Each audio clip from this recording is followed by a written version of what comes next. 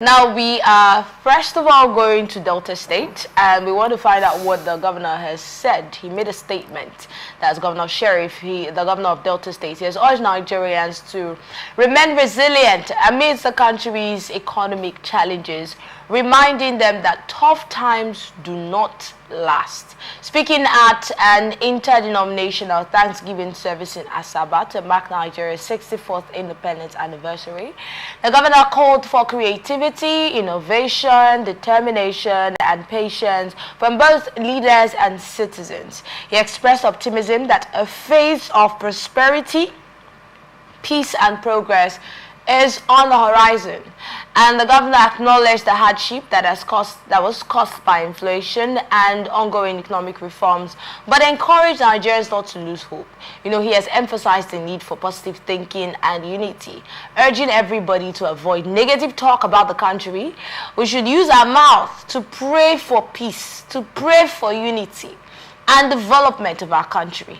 Addressing the issue of project quality in the state, he vowed to take action against contractors that are not doing exactly what they should do, and site engineers that are responsible for substandard work. He noted that despite paying contractors on time, some site engineers collude with them, contributing to poor project execution. He reaffirmed his commitment to ensuring accountability and quality in all state projects.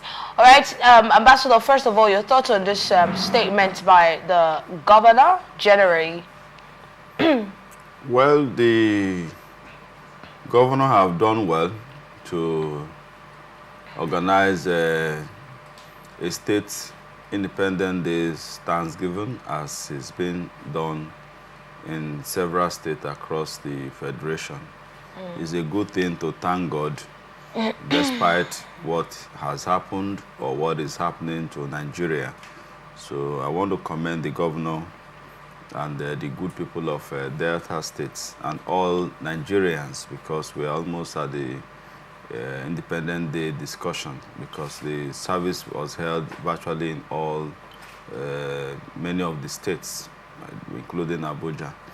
Again, on the issue asking the people of Delta State to be patient, to be creative, and to be resilient and not to give up on the situation despite the challenges that we are going through.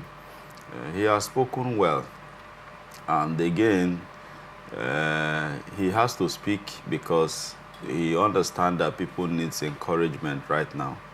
But our problem many a times is when you have the solution of how people can survive and you ask them to pray, most times the answer prayers is in your hands, and you are asking people to pray, and you are asking people to be patient, and you are asking people not to give up.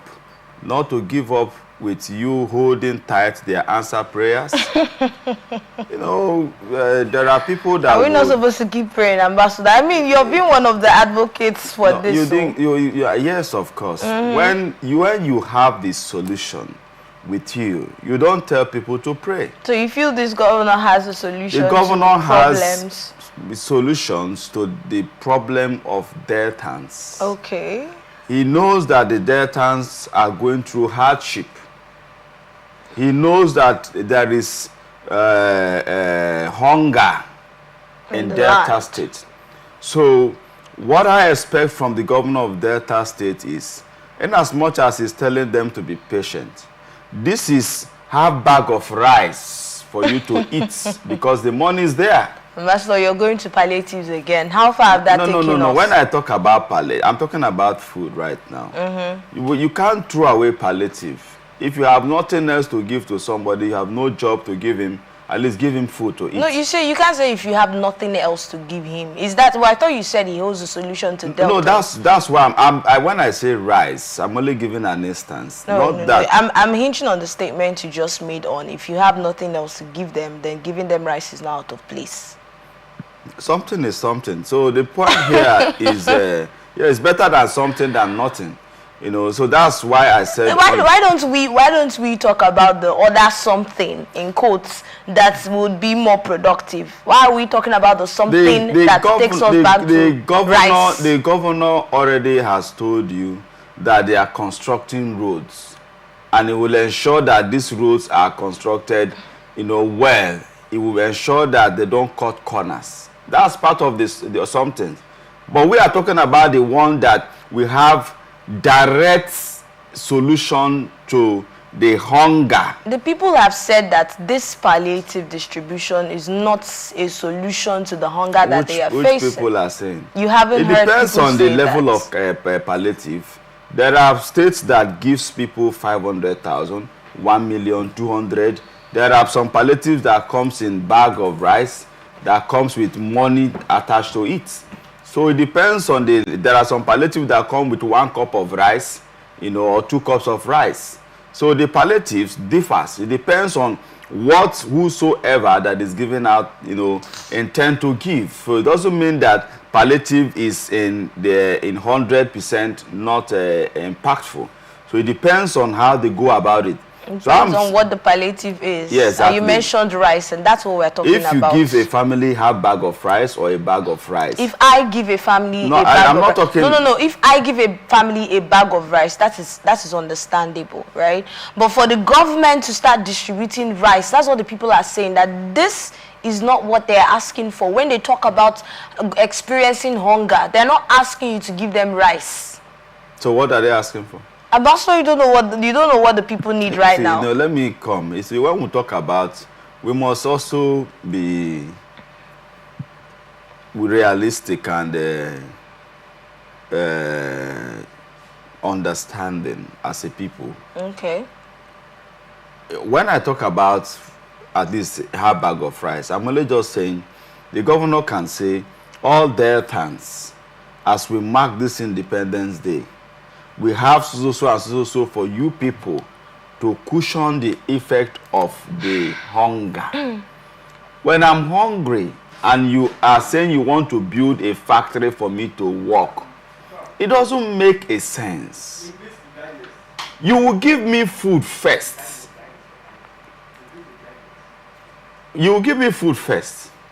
It is when you give me the food I am eating, you will now say, my brother, I am also building factory so that you can be working to enable you provide food for yourself. I don't know if you get my point. But not when I am hungry and you are now telling me that all the money you have is to build factory so that I will go and work. Factory that will not finish in 6 months. Factory that will take like 1 year, 6 months. Is it not when I am alive, I will be, I'll be able to work in that factory? So that's the point we are talking about. So when we talk about giving immediate relief, it's not out of place. A hungry man needs food. If you have gotten job for him, he will not be hungry because he would have fended for himself. So hence government is not able to provide employment opportunity, create avenues for people to make wealth. So the little resources we have as a people, for the deltans, the ones that they have as allocation from the federal government, their IGRO, the governor should intentionally allocate to those areas that is asking deltans to be patient, especially the issue of hunger, while he continues with the road, while he continues building other kind of social amenities that will make Delta look like Washington, D.C. But the best Washington, D.C.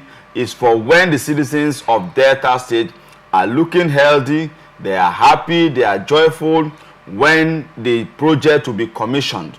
But not when they will all die, God forbid, because of hunger, when sickness must have attacked them because of malnutrition, then the governor should have not done well. Some of the reasons some Nigerians are against sharing rice as palliatives and food products is because of, well, that's one of the reasons when you look at the outcome of it, you realize that the intention of whoever it is that gave out that palliative or the monies for that palliative in the beginning, right, it's not usually utilized is not achieved a lot of times. You realize that they say it's for the vulnerable, but you don't see it get to these people.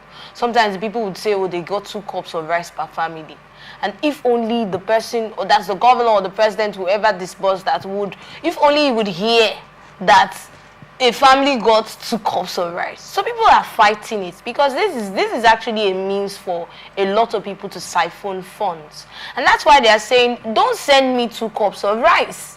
The media will carry it that it's a bag per family or 50 kg per family or whatever, but that's not really what gets to the families at the end of the day. That's what we are saying. And that's why the people are saying, instead of wasting all of these monies on sharing rice, tomatoes, and all of those grains and other food products, can you do something that is more substantial? By giving them money.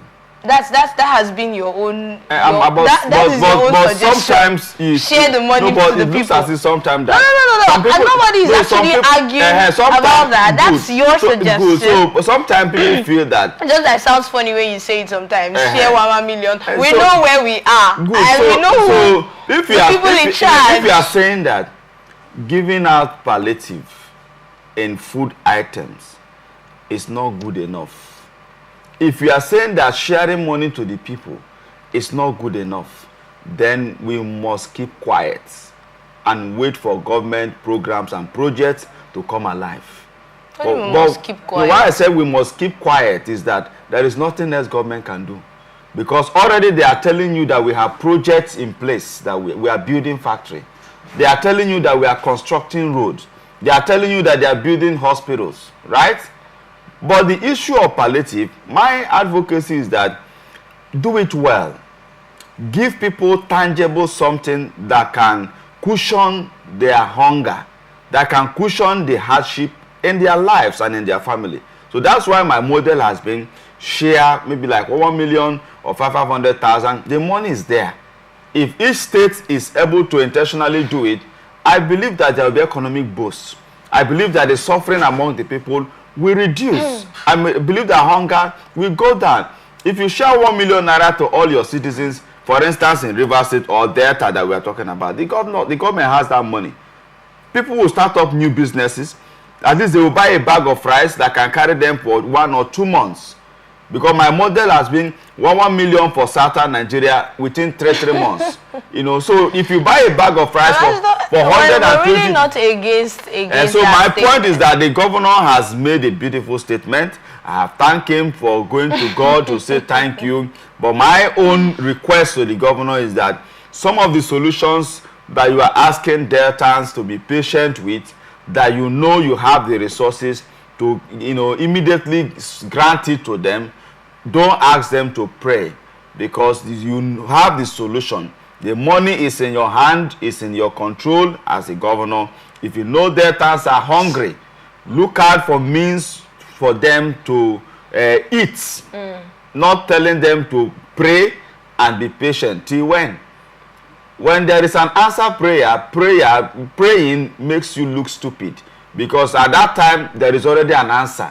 So what we are looking for in Nigeria, our problem is not prayer. Our problem is bad leadership. Our problem is the appropriation of the resources that God has answered and provided for Nigerians. We have more than enough. So if our leaders will be able to be kind to Nigerians, Nigerians don't need to pray for food. Talking about Nigerians praying for food.